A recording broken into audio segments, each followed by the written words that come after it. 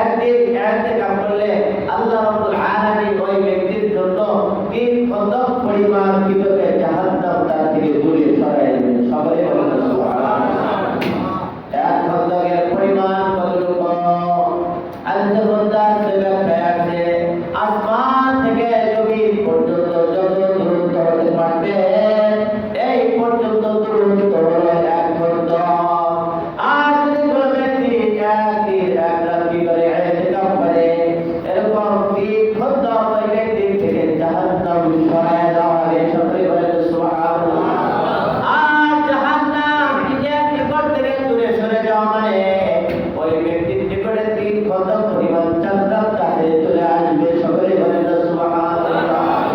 তাহলে যদি আমরা এসে 10 দিন যদি আপনি যদি ইতিকাফ করতে পারি তাহলে আমার আপনার জীবন থেকে 10 দিনের কারণে 3 10 30 কদম কি হবে? জাহান্নাম দূরে সরে যাবে। সকলে বলেন সুবহানাল্লাহ।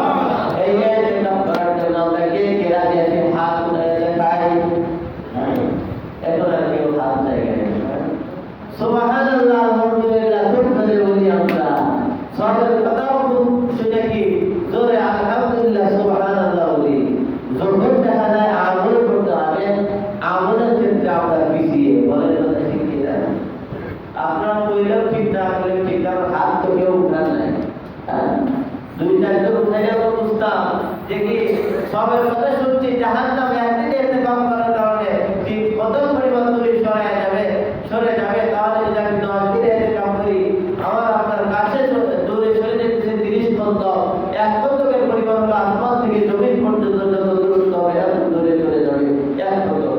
তাহলে 3 কদমে কত পরিমাণ দূরত্ব হতে পারে? এত বড় একটা ফজিলতের কথা শুনেও যদি আমাদের ইতিকাফ করার আগ্রহ না জাগে, হাত যদি না জাগায়, তাহলে কিভাবে বোঝা যায় যে আমল করার আগ্রহ আছে? তারা সহজ করার জন্য এই 10টা দিন আমরা কেউ দিতে পারবো না ইনশাআল্লাহ। আলহামদুলিল্লাহ, এক যুবক আপনাদের যে সিয়াম তোমার নাম সিয়াম, আল্লাহ সিয়ামকে কবুল করুন। সিয়ামকে আল্লাহ তাআলা কি করুন? এই ইতিকাফের দিনগুলো পরিপূর্ণ ইবাদতের সাথে কাটাবার তৌফিক দান করুন। আর যে জায়গায় মেরাজ ইতিকাফ করবে আল্লাহ তাআলা ওকে কবুল করে দেন। আল্লাহ তাআলা মাহে রমজানের উসিলা করিয়া আল্লাহ তাআলা দিনের দায়ী হিসেবে কবুল করে দেন। সকলে আমিন। আমিন বলেন না, সব দিক থেকে আলহামদুলিল্লাহ। আর কি আমরা ইতিকাফ করার জন্য ইচ্ছা আছে তো হাত জায়গায়।